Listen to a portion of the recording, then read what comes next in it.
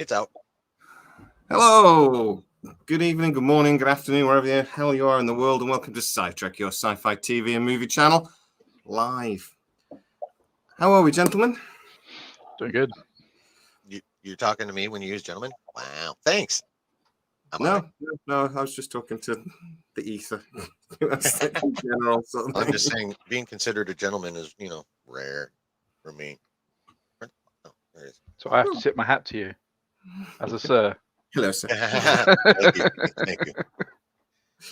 How about you two? I call everybody sir. I get grief for it sometimes. Everyone's either sir or bud for me, and those are my two go-tos. All right, bud. How do you, sir? That's it. Anyway, yeah, I'm good, man. I'm good. Let's get into it before we lose our minds. So we got a little bit of news I dropped in the week. But we're going to do the news like Fox News now, because we're just actually going to do pure opinion, and it's not based on anything actually like concrete. So just Sounds accurate. Yeah, Fox News.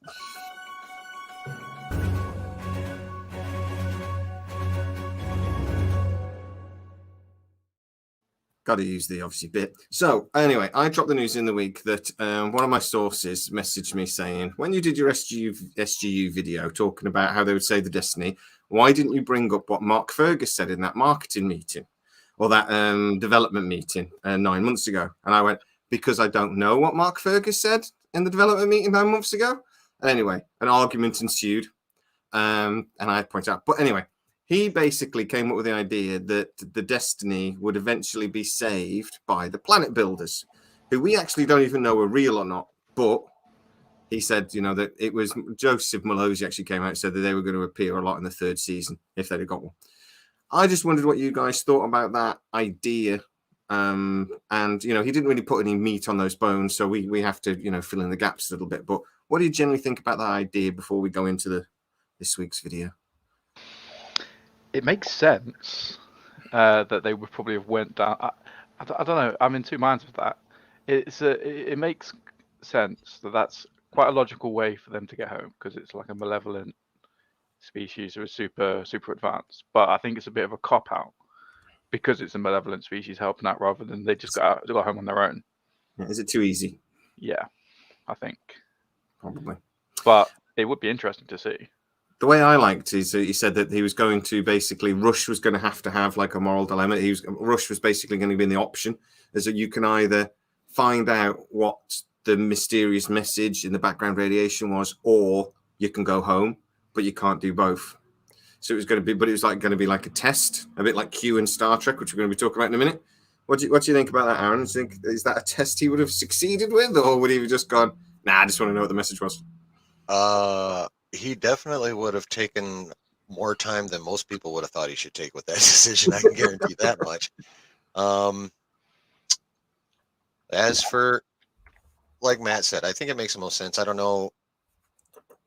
The level to which it's a cop-out really depends, I think, on what the plan is for, the future. Like, if they need them home quicker for storyline, then, that's cool. But, I guess it really depends on their agenda. But yeah, it is a bit too easy. I can agree that's a bit too easy. But on the other hand, you may need to, in order to get the story moving, you may need to move that part along so you can get to the rest of it just a little more quickly. And if we do get a continuation or a result of SGU, it's not going to be a series. It's not going to be 2 or 3 series like a lot of people want. It's going to be maybe a couple hour special or a mid-season thing, or maybe an overriding story arc as part of something else in 1 to 10 episodes. It's not going to be more than that. But anyway, I just wondered what you guys thought about it. Because I actually thought, like I said, I think it's a bit easy. I liked the idea that the planet builders weren't actually the guys that sent the message, but they were a race of people that millennia ago had gone searching for it and had, like I said, it's like they touched the face of God in the video, and I like that because it's a little bit of a twist on it, maybe. But yeah, I thought it was interesting. And again, it's just these ideas coming off Mark Fergus's head, but it's nice to again see a little bit of an insight into what he's thinking about if this is the guy that then takes on the story. And I just love that was done with no preparation. It was a development chat, and he just started spinning these things off the top of his head. I just think that gives me more confidence that if he is the guy that finally gets the development gig sort of thing, that he actually knows what he's talking about. So yeah, I think if it's a series now, it might not actually be that much of a bad idea, because they want to wrap up SGU, they want to wrap up all the loose ends, and then kickstart something new. So the being too easy part doesn't really matter. Thinking about it, because they just want a way for them to get home. That's a pretty good way, which ties back to a story that we've already seen in the previous season anyway. So it's within canon. And it could lead into so many other things as well. It could be a small part of a much bigger story, couldn't it, as well? Because in which case you want to make it quite easy. They could then investigate who are these aliens. Maybe they'll then, I'm not saying they'll go back to Destiny, but they'll try to explore who they are, because they might be multi-galaxy spanning species. Like the ancients, they're ascended, but they're only ascended within the Milky Way, or they're only ascended within Pegasus. These might be slightly higher, but they span multiple galaxies, and that'll be an interesting story to explore.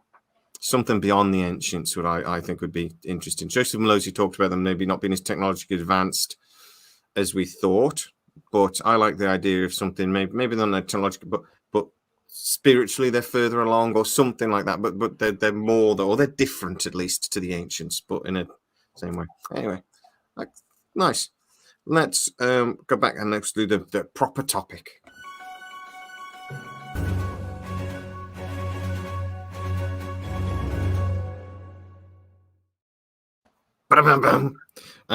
Right, so we are doing. We did like a statement episode of video last week, didn't we? Where I did a bunch of statements, and we just basically bickered about it. By the way, we don't know where Harris is. He's a young man. He's probably unconscious somewhere, but in a drunken stupor. But you never know. He might be along with us at some point. So we're going to do like a series of statements. It's based on this episode that in 5 years, Stargate will be a bigger franchise than Star Trek. First of all, do you agree or disagree with that statement before we argue it? I completely disagree. As much as I would love Stargate to be the bigger franchise, I'll go into reasons why, but I don't think it will. It can't at this point, I don't think. How about you, Aaron? Agree or disagree? I actually think it's possible. It depends on a little bit of timing, and it depends on a couple other things happening, a couple other franchises. But I definitely think it's within the realm of possibility. They're definitely what's the word I'm looking for? I guess I'll use conditions. It's not the one I wanted. But there's a lot of if buts and maybes that we're going to discuss through the video, but there are a lot of if buts and maybes. But I don't think it's. Not only do I not think it's impossible, I don't even think it's outside the realm of possibility. I would give it an above 50% chance of happening again if A, B, and C happens. But it's which we'll talk about. I'm going to agree with the statement, but I'm going to agree with the base statement based on the thing that I think there's a good to reasonable possibility that Star Trek won't even be on our screens in 5 years' time. But again, we'll talk about that. So it'll win by default. My two favorite words: default. So right, okay. So the first statement we're going to discuss: Star Trek has more stories to tell and is a bigger universe to explore than Stargate. Discuss. No. Why? As far as I know, Star Trek is still limited to our galaxy. Stargate's already been to 2 others. Which gives them. Star Trek's been to other galaxies a few times as well, but not as often as the universe. Oh, okay. Yeah, there was the episode where the engineer came on in the original, not in the original. Generation, and they just got sent like billion miles away. It's been so long since I've watched those episodes, but okay, I forgot about that one. Okay, but that was accidental. Stargate did it on purpose. They're purposefully galaxy hopping to see what they can find, which statistically at least gives them many more species and mysteries and all kinds of fun crap potentially to deal with, just based on statistical probability of galaxy hopping. So I mean, Matt, though, I mean, there are more races and more species in Star Trek. There's a lot more, and I've got a fly flying around me, and it will die. Give me some chopsticks. well, right now they do, yeah. Yeah, but Matt, we don't see that many races really in Stargate, do we? I think we see just enough in Stargate for it to make the story make sense. There's not too many, there's not too little. We have just enough in Stargate that it makes the story make sense. Like it's a story based on the Asgard in one episode, and then the Tok'ra, and like there are so many different species that we do see. The universe in Stargate is pretty huge. A lot of them are only one episode, but they still exist. Yeah. The one thing I would argue with Star Trek is if they've got so much story to tell and so much universe to explore, why do they keep telling the same story over and over again? They keep having, how many prequels are we on to now, or remakes or reimaginings? They Enterprise prequel, and then they went into now they're telling the story between the Captain Pike years. The J.J. Abrams remade them. You can argue Picard has just gone and remade The Wrath of Khan, and before that it remade The Voyage Home. Sorry, I'm a bit of a geek when it comes to Trekkie. They're remaking the same stories over and over again. So why, but they've got this massive universe. Stargate's never done that. I'm not going to say anything until somebody speaks. I don't know. I don't Yes know if you and can no. say Stargate's, well, depending on which that you're talking about, like a bunch of rehashing of stories, no, but following a certain kind of template, I would say they definitely do that. Yeah, it's formulaic. Yeah. Okay. Yeah. But they do adjust the template based on the kind of story they want to tell, which is good, because otherwise that'd get boring AF. Yeah, there's every TV show ever, pretty much. Well, yeah, kind of. I suppose when you get down to the ultimate basics, but I think the storytelling on the Star Trek side has definitely gotten stale, and since Stargate's been gone for so long, it's gonna hit screens almost like starting anew since it's been gone for so long. So it's going to be new, essentially new. It's going to be fresh. It's going to be something that like we haven't seen in a decade and non-gators haven't seen ever. So I think just the new shiny aspect would give it a big boost, because everyone loves the new thing. I did just have a thought whilst we were talking about that. Old Gate could be essentially the original series, TOS, and then this would be Next Generation. But there's 3 seasons of original series, like 3 separate shows. Yeah. So it doesn't. I don't know if it works that 2 way. quite short seasons of the original series, which didn't really have a lot of canon, and then the movie. By the time the TNG came along, I think they'd done 2 or 3 movies. So yeah, something like that. There's a lot more behind Stargate than there is when Star Trek became Next Generation.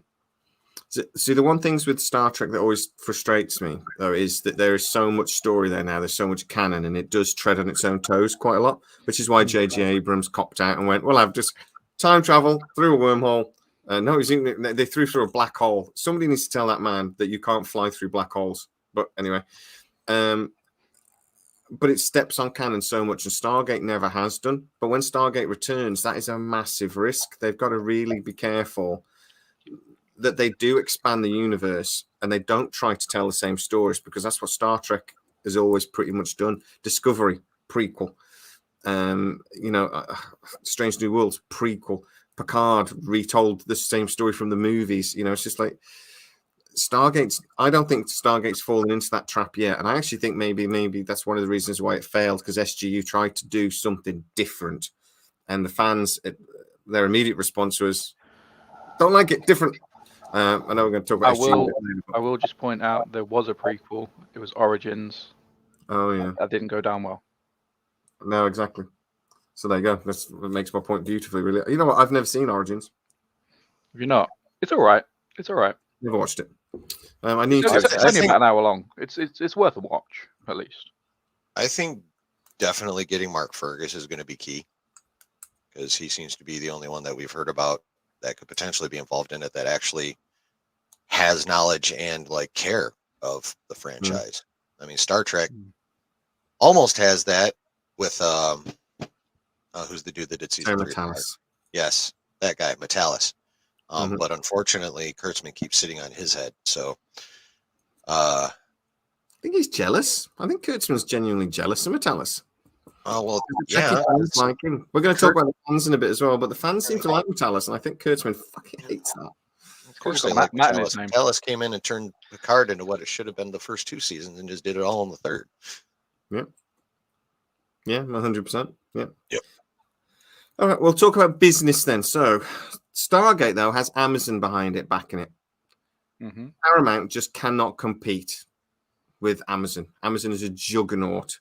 Does that make a difference because of investment, the platform that it's going to be shown on, all of these things that basically give Stargate a massive leg up that really Paramount, with just Paramount Plus now, where Star Trek goes from now on, doesn't have?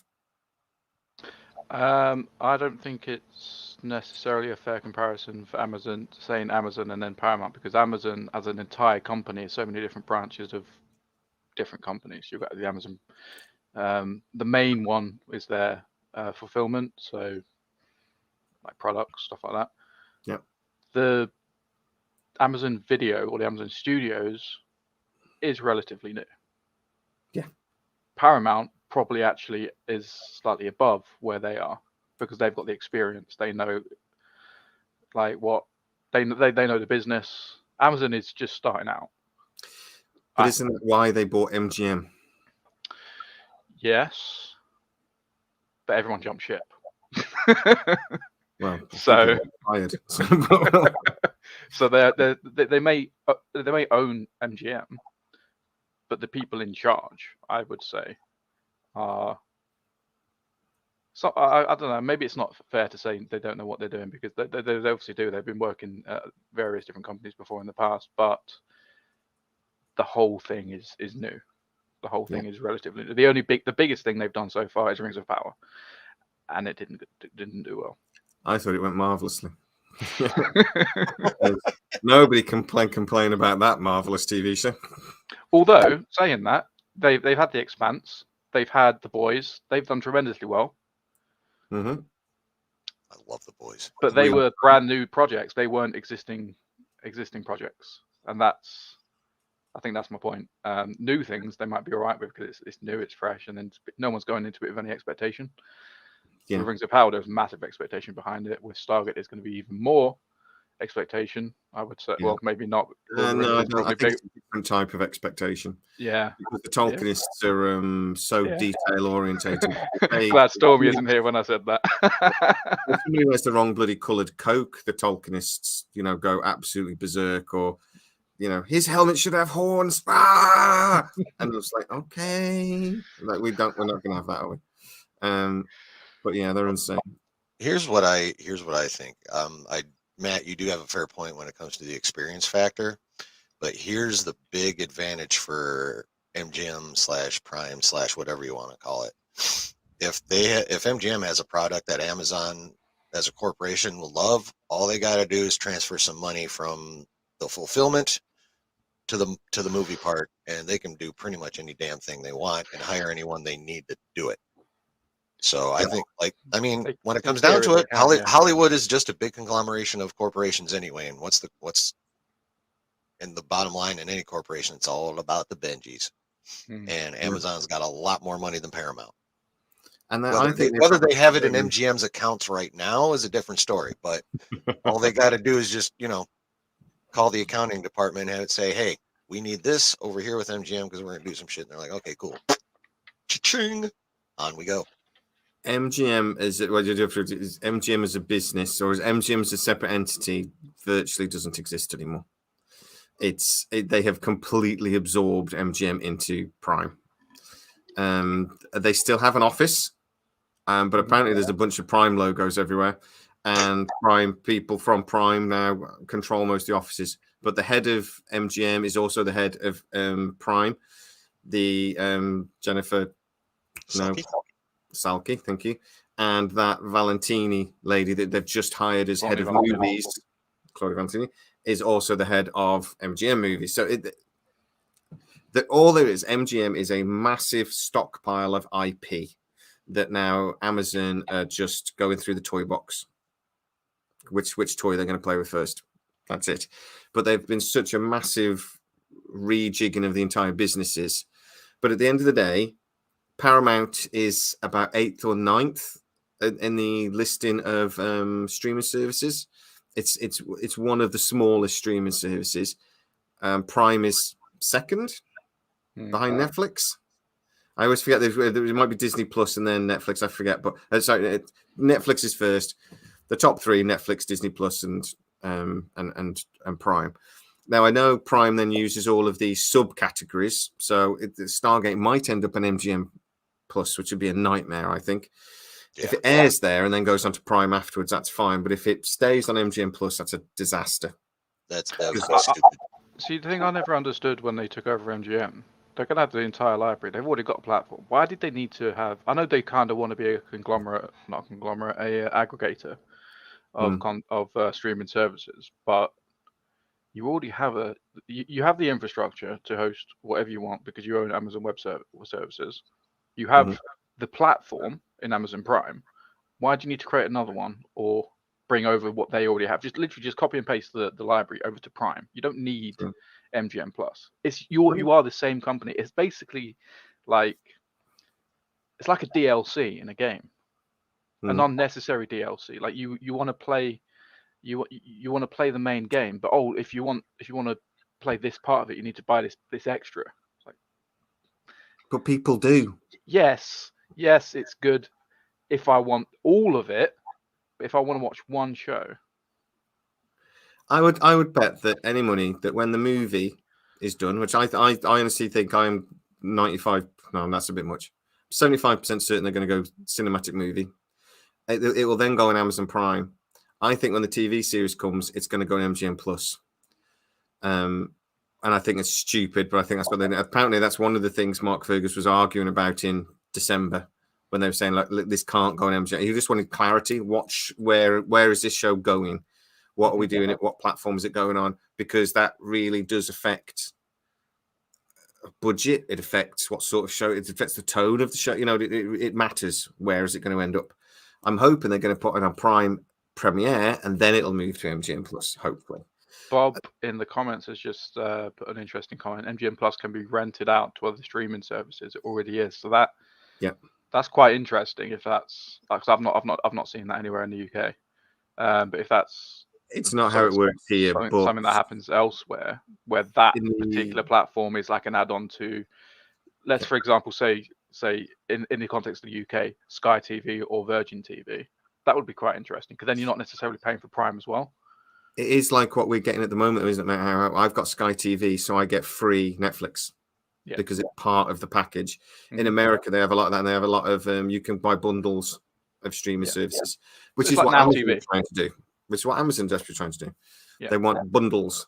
But basically, Amazon want to get paid twice. That's the point, isn't it? They want to get paid twice. That's what I don't think is necessary.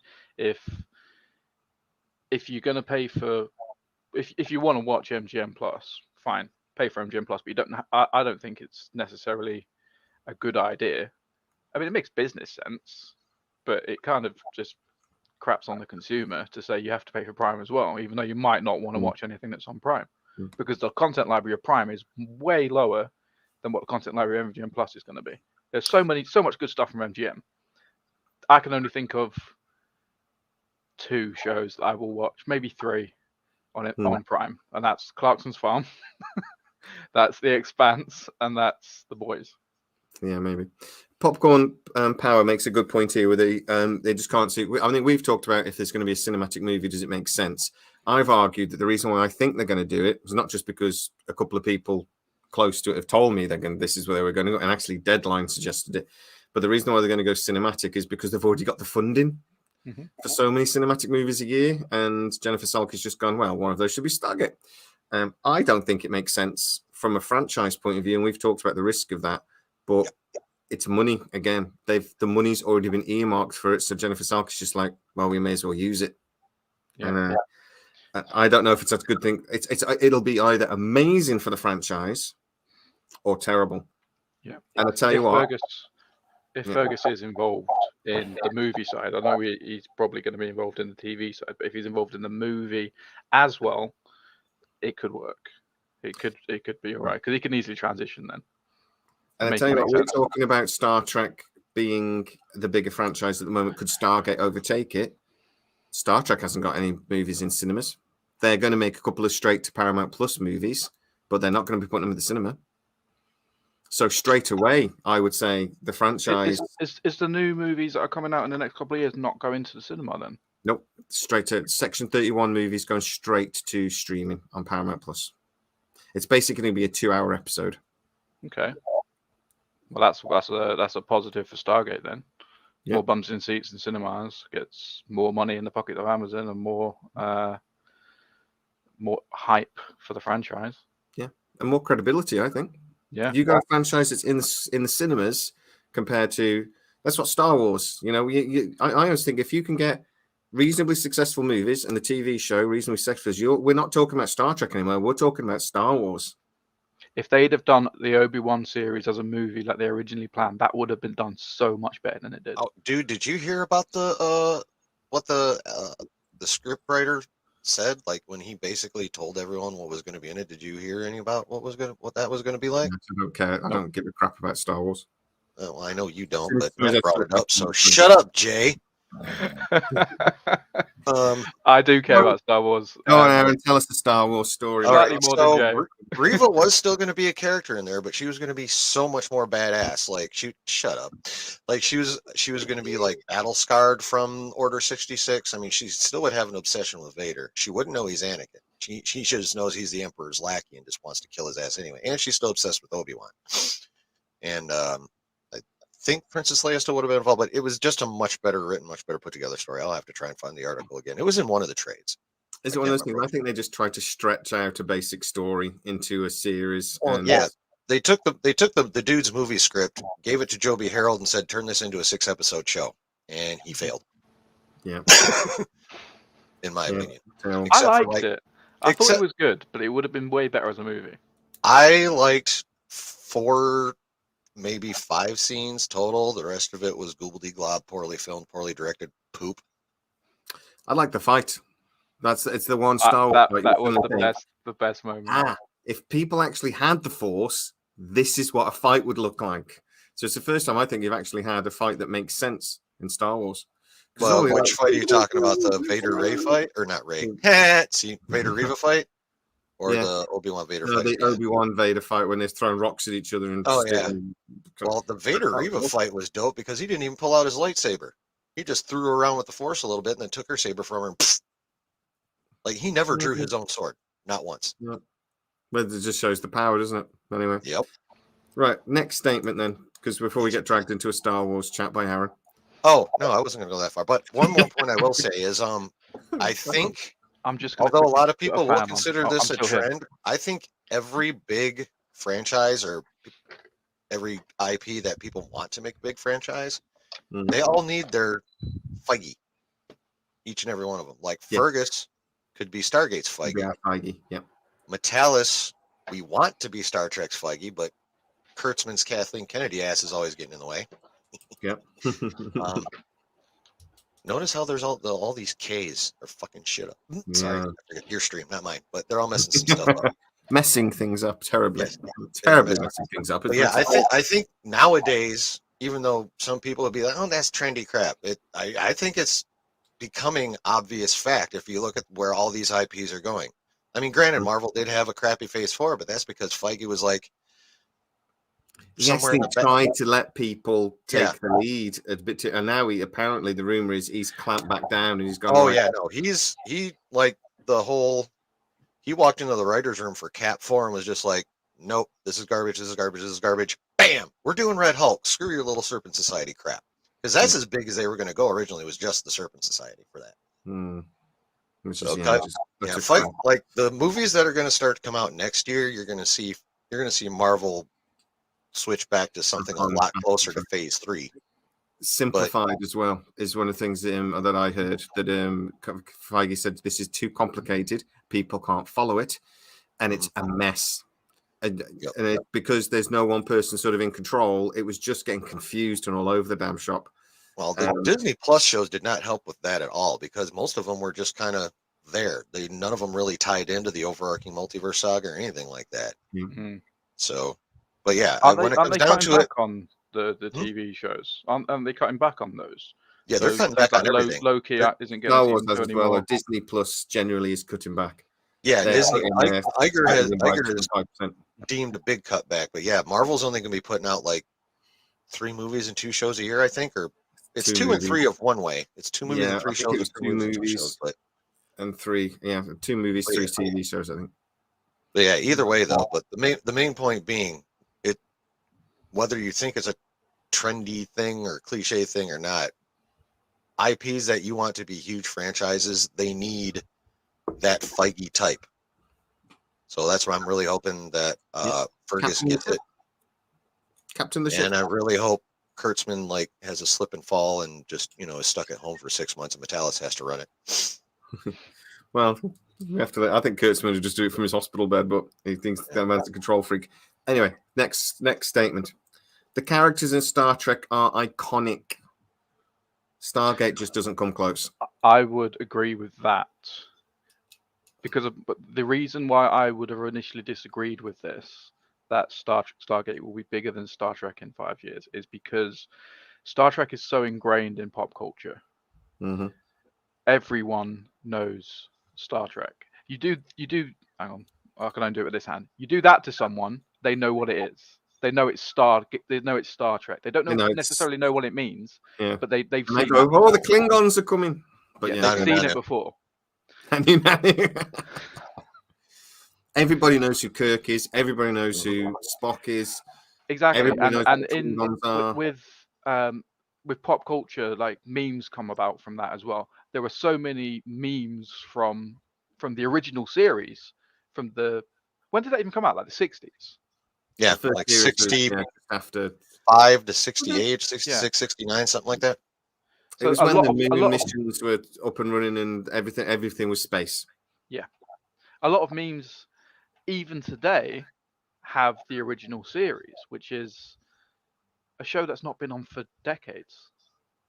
But Stargate hasn't been on for just over a decade. And I don't see many Stargate memes. Maybe there'll be an Indeed from Tilk. Maybe. But that's only for people in the know for Stargate. Because it's not culturally known as big as Star Trek. And I hope it will be one day. But I don't think 5 years is enough time for that to happen. Because Star Trek had that massive amount of time 60 years to become ingrained in the pop culture.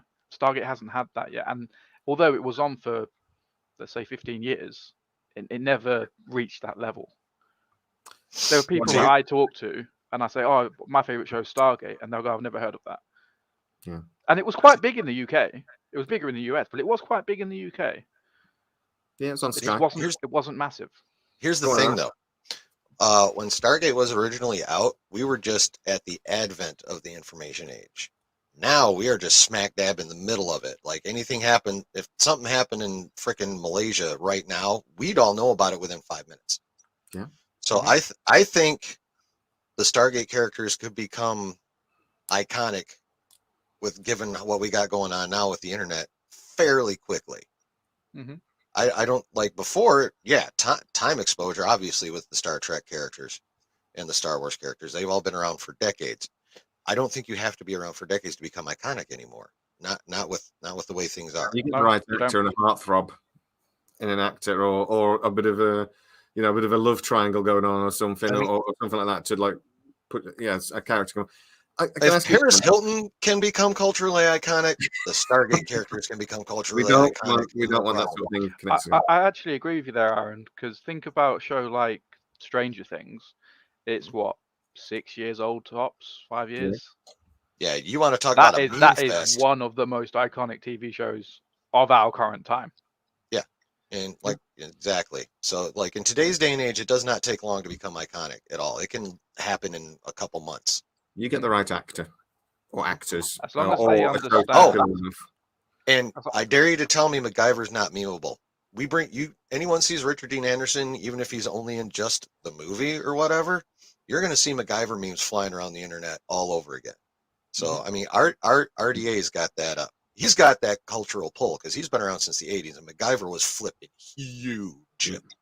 I was going to say, just similar to what you've just said. As long as they understand social media and they understand Yes, indeed. how to hype something up, all you need to do is share one clip, one really good clip, make it go viral.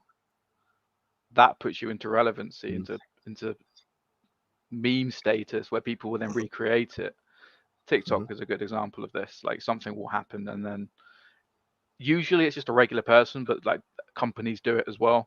Like they'll do something and then people recreate it and it becomes a meme and then it just snowballs and then eventually you don't know where it actually came from. So there is the danger of that, but yeah, You've always as long as got they understand it, it'll be right. You've always got the Rings of Power problem in that Amazon actually generally thought all the talk about Rings of Power was a good thing, and it massively backfired.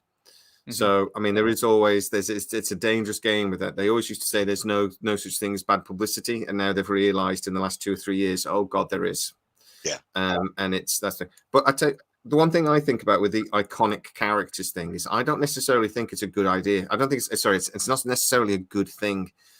Because the problem with Star Trek is they keep having to bring characters that are iconic back. We're now onto our third Kirk because our third Spock, fourth Spock, but they have to. All of the stories end up being centered around these iconic characters, and it damages the franchise. I honestly think it. I think Stargate's done a pretty good job with that in the past. Obviously, we had the four icons, being Jack, Sam, Daniel, and Teal'c. But then they made Stargate Atlantis, and then they had John, Taylor, Rodney, and Ronan. I almost forgot his name then. And then they went into series 9. They went into series 9 of SG1. Yeah, and replaced Jack. Exactly. O'Neill went. Yeah. So they've already, I would say, avoided that trap, and I've made it work. And Star Wars has a similar problem. Iconic things that they keep having to bring back because the fans go nuts if you don't. Everyone's a Skywalker. Well, part of it is because the new characters are coming up with, they're not writing very well, so we want like our good characters back. If they've been doing a quality job with like the new stuff outside of the Mandalorian, I know there's a lot of people that'll say Andor is great, and I'll just acknowledge it's great TV. At Star Wars, it's crap, but it is definitely a well-made TV show. I will give it that credit. But great, I digressed myself out of my original point. But even with Mandalorian, which has become the thing of becoming iconic is the problem. Popular is one thing, iconic is a problem, I think, sometimes. Yeah, you don't want to fall into the trap of having to use the same characters over and over and over again. Yeah, like if it come back, I would absolutely love them to have completely new species. Like, don't some of the species like the Asgard and the Goa'uld, they can reappear, but it would be great to have some actually new alien species. Need to be brave, don't they? They need to be brave. Yeah. 100%. Okay. And they've already kind of solved that problem because all the Asgard are dead apart from the Vanir who are in Pegasus, and all the Goa'uld are dead. Well, no, all the system lords are anyway. All the other ones are just like scurrying around. All right. So, they're overthinking the Stargate relaunch, is what Seth just said, and I would agree with you. So, I actually don't think they're not. I don't think they're particularly overthinking it. I think there's been lots of conversations. I think the problem is because of the sources that we've been able to get through the channel, we've pretty much known about all the different conversations, and I'm told that all these conversations are quite normal, but the difference has been MGM thought they were getting Stargate, and they did loads of prep work, and then Amazon came in and went, "No, you're not." and there was basically a 6-month period where they rejigged the entire business, which we were also in the know about.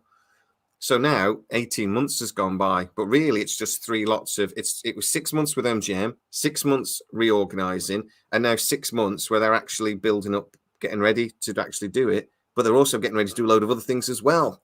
So it's sort of like it feels to us like it's taken forever, but on a business point of view, I'm told that actually 18 months to 2 years to develop a TV show, that's perfectly normal. How long were we about Rings of Power before it actually hit our screens? I know that's a juggernaut of a show, but the days we knew about that a few years ago. Yeah, exactly. The days of green light, though, to airing on a network, it's been 6 months. It doesn't happen anymore. It just doesn't happen. So I get a load of comments going, "Oh, you keep going on about this." I goes, "Yeah, because this is the process. It's not my fault." It's like... The thing with Rings of Power as well is we knew about it a couple of years ago, but that's without like a channel like ours who hears something without official announcements. So we're saying things that, so we've been saying for like 18 months that Stargate's going to come back and telling you the entire process, but then there might be slightly more when there's official announcement, which might make it feel like longer, but realistically the only reason you know it's taken this long is because we told you, and you wouldn't have known if we didn't exist, kind of thing. So sorry, but we share the news as we hear it. Sorry, that's all we can do. Right, anyway, the next statement. New Trek has been a monster success, and Trek has never been in a stronger position than it is right now. Stargate cannot compete. Now, if you were an actual Trekkie right now, you'd be spitting fire and going, stronger than it's ever been. But I will just try to withhold in my anger at this statement that I wrote. But guys, what do you think? I mean, is Star Trek the most popular it's ever been? I wouldn't say so. I can't comment on the content of the new stuff because I've not watched a lot. I've watched a little bit of Stranger New Worlds and I really liked it. But everything as a whole I can't really comment on. But I wouldn't say it's as popular as it's ever been, because I don't know. I feel like I would hear more people talking about it in general, not just specialist channels on YouTube, if it was as popular as it was back in the day, kind of thing. What do you think, Aaron? Without seeing actual numbers, for me personally, I feel like Star Trek and Star Wars are about kind of in the same boat right now. Both of them are attempting to expand their IP, and they've had hits and they've had misses. Both fan bases have ended up fairly well divided over how things have come out and how they've been written and produced and all that stuff. So, no, I don't think Star Trek is at any kind of PowerPoint in its existence. I think one of the biggest differences is there's so much other stuff to watch now. Like, back when TNG and DS9 and Voyager were out, we were still mostly on broadcast television. Yeah, and those were on. Completely, we 100% were. Netflix didn't exist. Yeah, so DVDs, our options were a great deal more limited at that point. So, in today's content in today's content landscape, no, they're nowhere near as strong as they've been in the past, and without more stuff like Strange New Worlds in season 3, they're just going to keep going the way of Star Wars. I feel like where they're just going to be like, "Ooh, here's a hit," and then "Ooh, miss.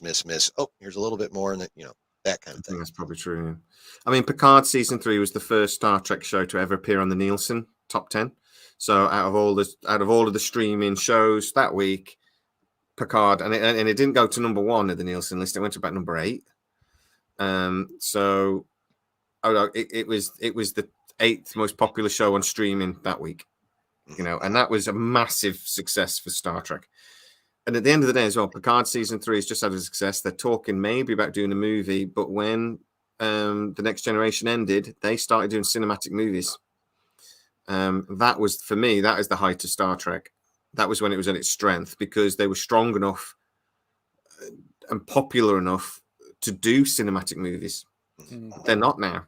They want if it was really as popular as it was then, Section 31 would be with Michelle Yeoh would be going straight to cinema, and it's not winner going. with Michelle Yeoh. Yeah, exactly. So, and I would also argue that the fan base for Star Trek is massively divided. There are just as many people that detest, I mean, properly hate New Trek. They really hate it.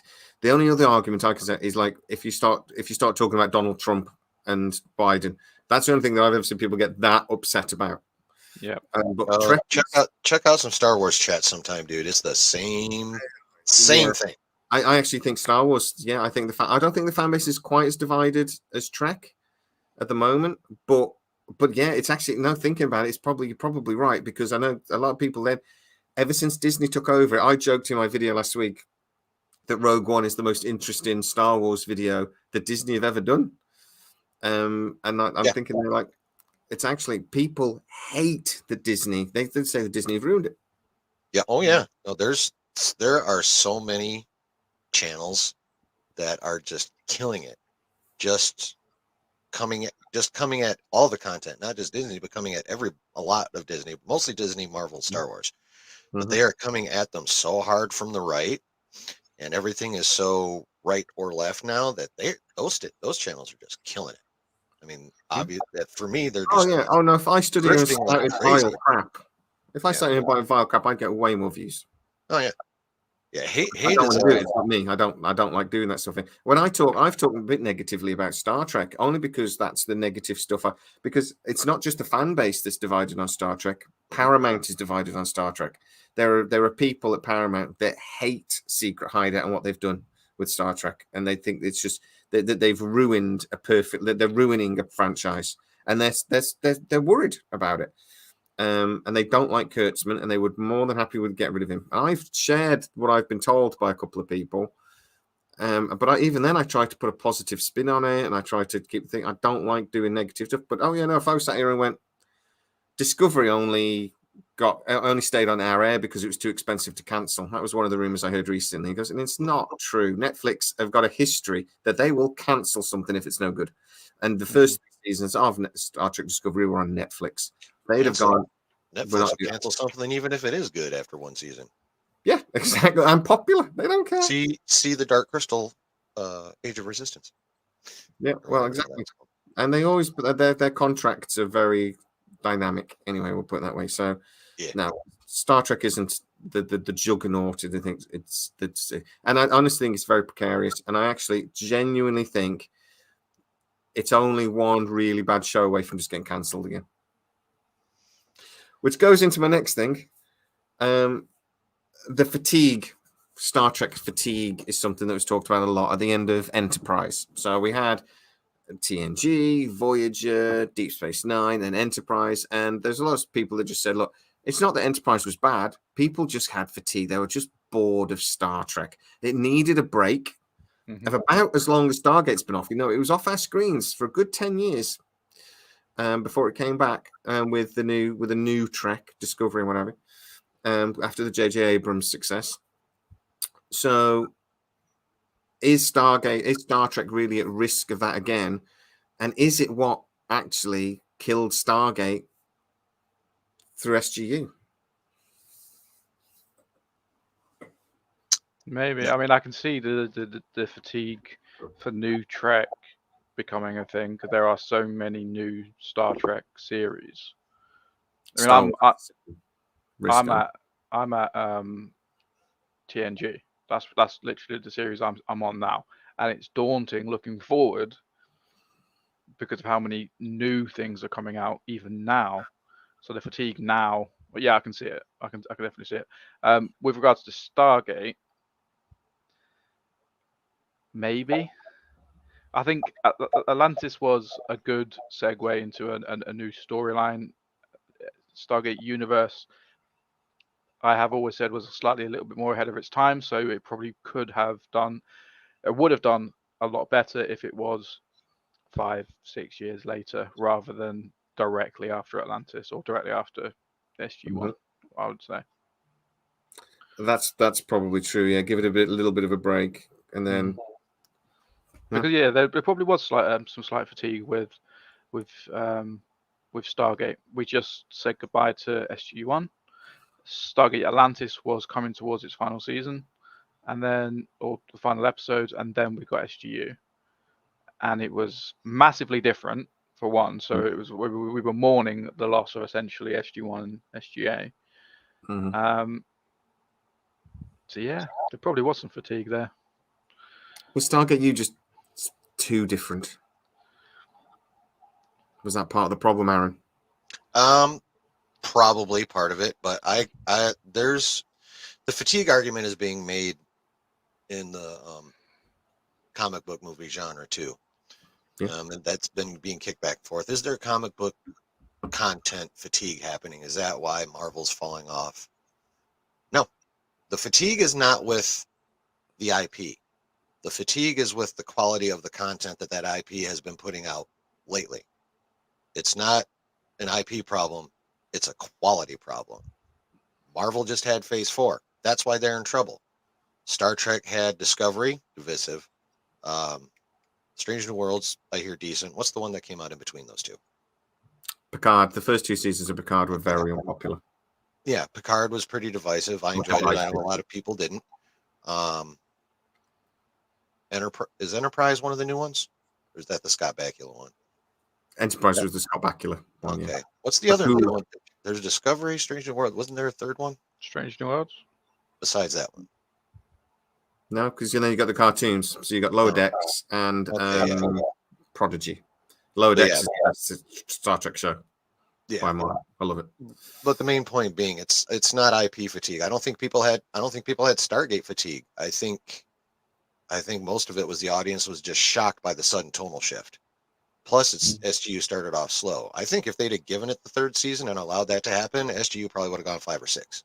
I actually think SGU started off with a bang. The first 2 episodes were great. But then it went into like 4 or 5 episodes when it was all about getting water and getting food. And, it was quite procedural and it was just a bit boring. By the end of the 1st season, it was picking up. And 2nd season sort of went a bit of it. But I actually think that it just wasn't fun. And I think it was too different for me. SG1 and SGA were super fun. I think that was a lot. That was probably one of the biggest draws, is because they knew how to mix the right amount of action, the right amount of character interaction and drama, and the right amount of humor. Like they had that formula down. Marvel used to have that formula down. I think Marvel's going to get that back, and I think Stargate could get it back if they got the right people handling it. Again, give me Mark Fergus as the Stargate Feige. No, I would agree with that.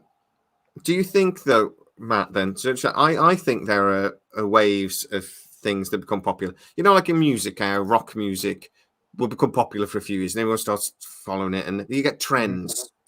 I think you get trends in TV as well. I think there are periods when sci-fi becomes very popular. I don't think Enterprise was killed because it wasn't very good. I think it was killed just because people just weren't interested in sci-fi for a bit. I actually think there was a massive increase in like reality TV, and that's what everyone wanted to watch. Yeah. And that was the thing. And maybe it wasn't as good as the previous stuff, but it was good enough. And actually, I did have quite good viewing figures. I think it actually got cancelled because TV executives went, reality TV is much cheaper than this Star Trek to make. Let's just do another series of Big Brother. It's much cheaper. But you think that's part of the problem, and that maybe we're at risk of seeing that again, because maybe it's just we're seeing a move away from streaming, all the big money that streaming services were spending. And now they're realizing they're going to cut their budgets. Is sci-fi an expensive luxury? It is expensive, but you're always going to have your core audience. And I think as long as they enjoy it, and they share it, it could lead to a resurgence in sci-fi. Because it's the same with, I don't know. I'm going to take it from the example of a YouTuber. Let's imagine PewDiePie stopped uploading for like 5 years, right? This analogy might not work, but I think it will. Let's imagine let's see if PewDiePie doesn't upload for 5 years. when he uploads 5 years later, his core audience, the people that really love PewDiePie, are going to watch that, and then that's going to spiral into, oh my god, PewDiePie's back. It's like a spider web of people going, have you seen this video? Have you seen this video? Have you seen this video? Have you seen this video? The viral effect kind of thing. Yeah. And I'm not saying that's going to happen with sci-fi, but it could. If it was good, if it was really good, it could happen. Mm-hmm.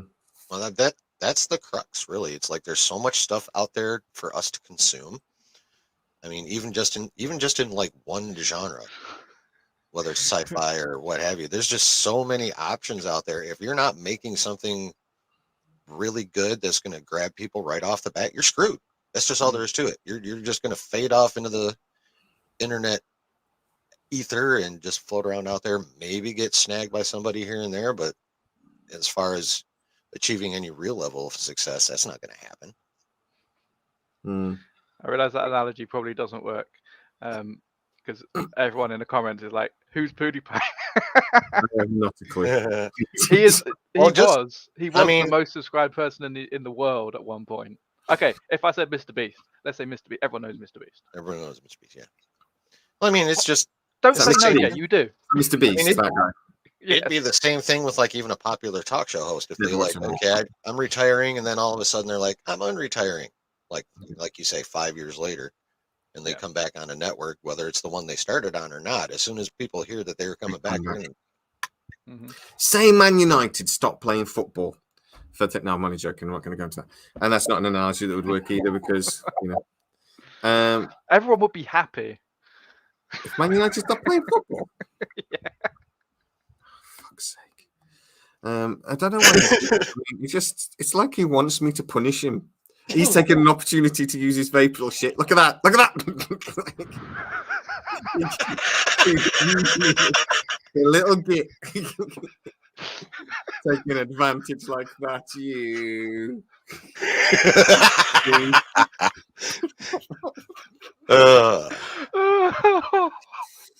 Anyway. So red.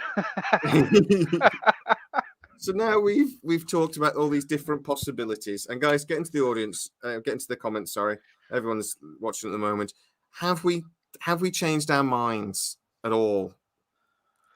Could Stargate actually be a bigger franchise? And we haven't actually discussed what bigger means, but we can in a second. But could it be a bigger franchise in 5, maybe 10 years if it comes back as we think it's? I think Aaron made a pretty good point earlier of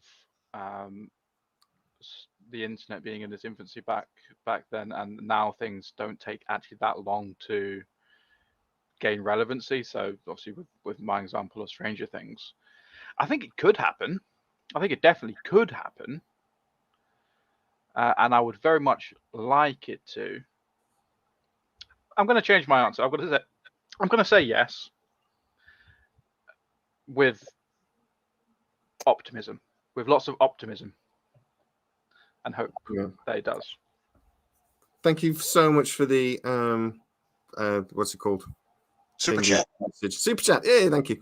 So Star Trek exists in an enigmatic universe with no godlike aliens except the Q.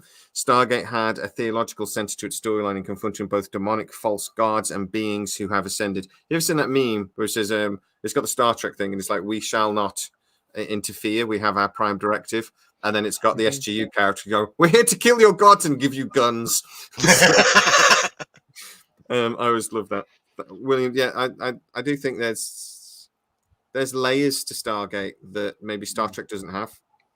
Yeah. Star Trek was coming from a basic theme of a political ideology of basically the Federation is democracy and the Klingons were communism.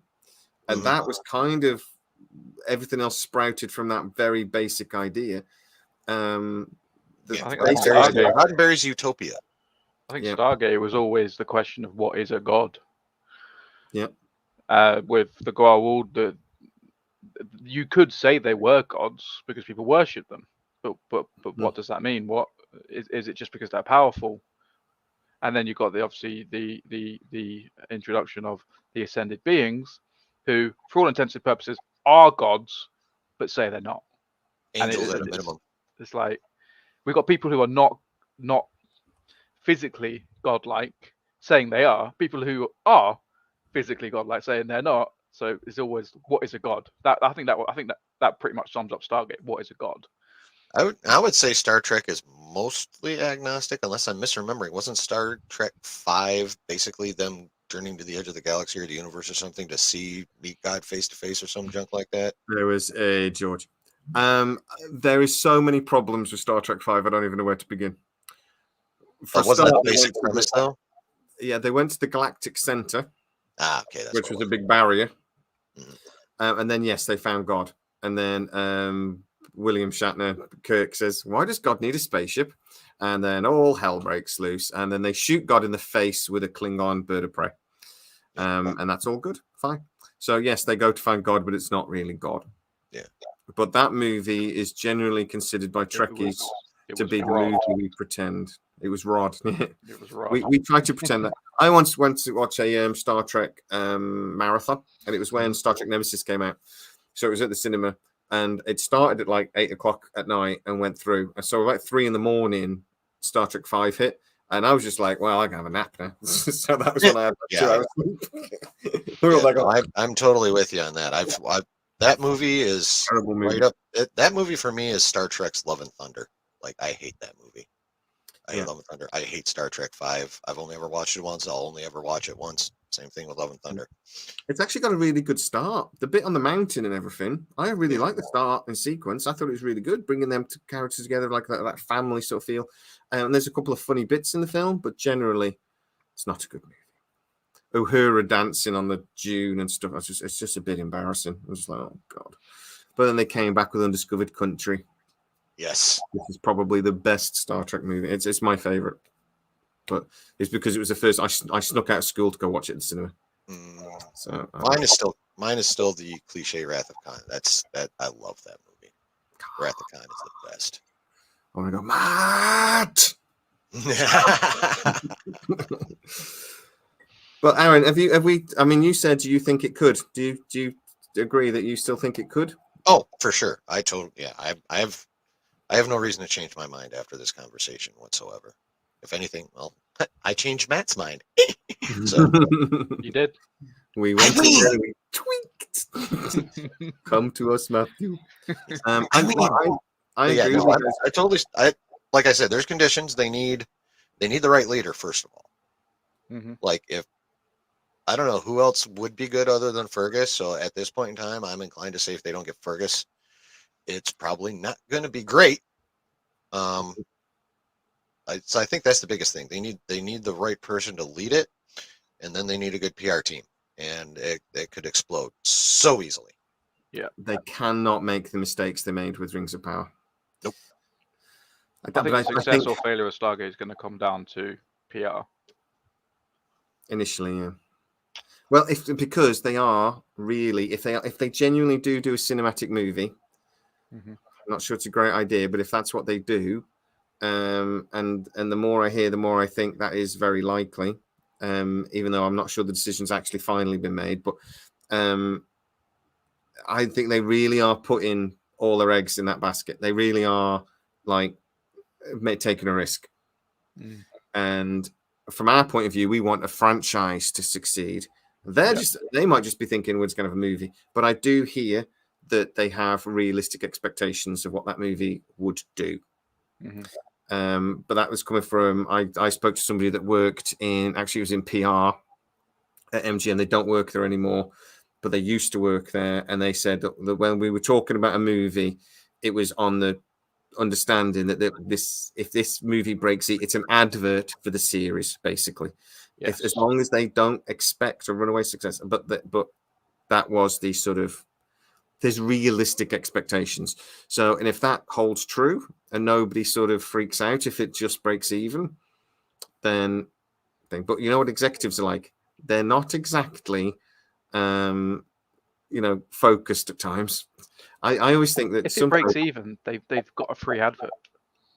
Yeah, basically, but that's not how they think.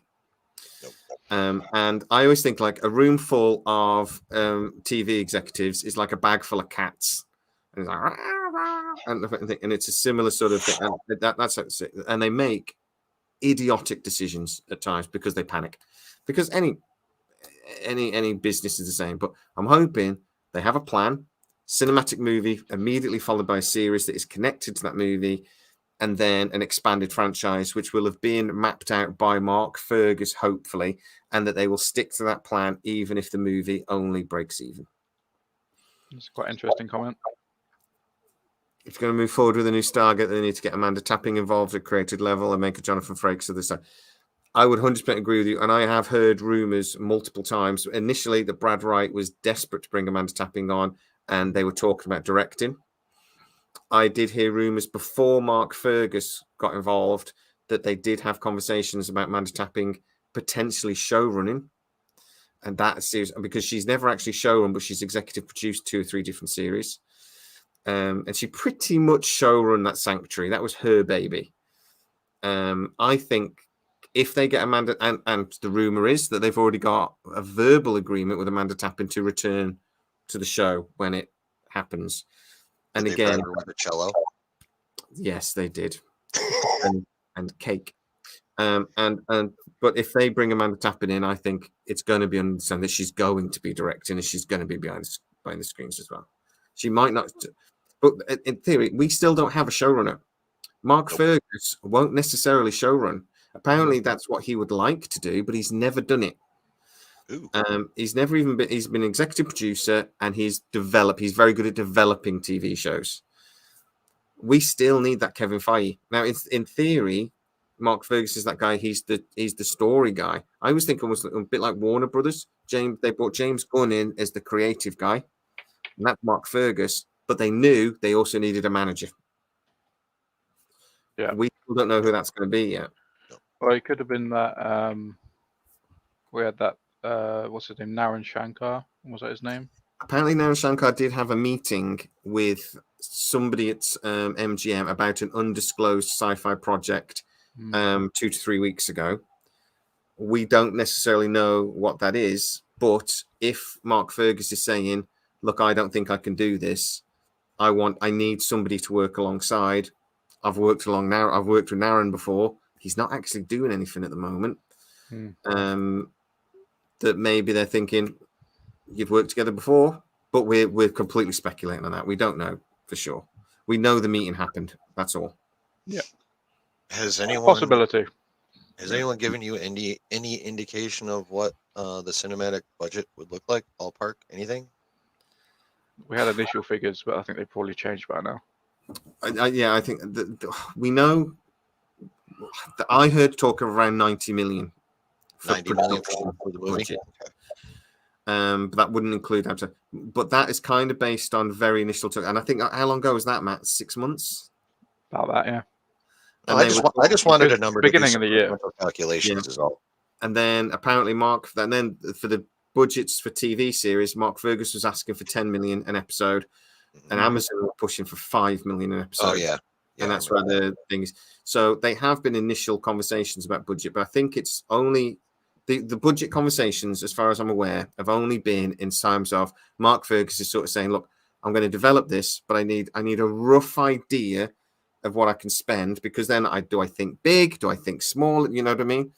So it's sort of like, look, if I've only got 50 million, this is going to have to be character driven. If I've got 150 million, I can have spaceships and lots of different. I can go in lots of different worlds and stuff. So what are we looking at? Right. I was just curious about the cinematic budget, just because, like, even if it's say 100 million, it's easier math. That means they'd only need to make 300 to break even. Well, yeah. Because basically 1.5 times your budget is what you need to cover, operating costs plus marketing.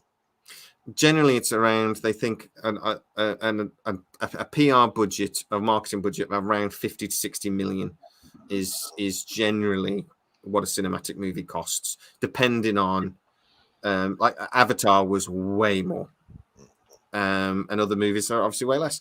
But I mean, for me, I think, why did they bother spending all that money on Avatar? It's like people were not going to notice. It's just stupid. I don't know why they bothered. But if we get that sort of 90 million mark, that is roughly what a sort of a B-level DC movie costs. It's roughly what Batgirl cost. Yeah. At the point where they pulled it. So I think that's reasonable budget. We do know that Amazon are planning to spend roughly $1 to $1.5 billion a year on cinematic movies.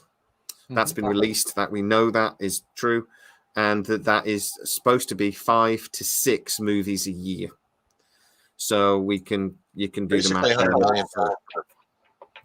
I think it's about 300 million per. Wait, would I move? 2 to 300 million Oh, per video. But we don't know if that's 1.5 billion for 5 movies. Yeah, like 300. We don't know if that's just production money or full budget. But if we were looking at a 90 million movie, we'd be looking at about 130 million total budget ish. Yeah. So I mean, said, 300 mil will cover all of that and allow you some profit too. So yeah, based off of those. And even if it's the biggest movie of the weekend when Stargate does eventually come out, you're looking at maybe 100 million just in America. And that doesn't have to be a runaway success to make that sort of money. And then you've got the worldwide thing, because I mean, I would argue Stargate is more popular internationally than even got a massive European audience. Yeah, so they're going to get numbers. They'll at least double. Yeah, they'll at least double their home money. So I think this is, if they aim for something like 150 million, it'll make that. That's cinematic alone. Yeah, I think without really having to be a runaway success. Yeah, I don't think. Yeah, I think the movie would probably definitely at least break even, so they'll get their free 2-hour commercial for it for sure. Yep. I'm not too worried about that. And if it really blows up and they make all kinds of money off it, they'll be And they don't have to spend loads of money on advertising because we'll do it. So YouTube will go fucking crazy.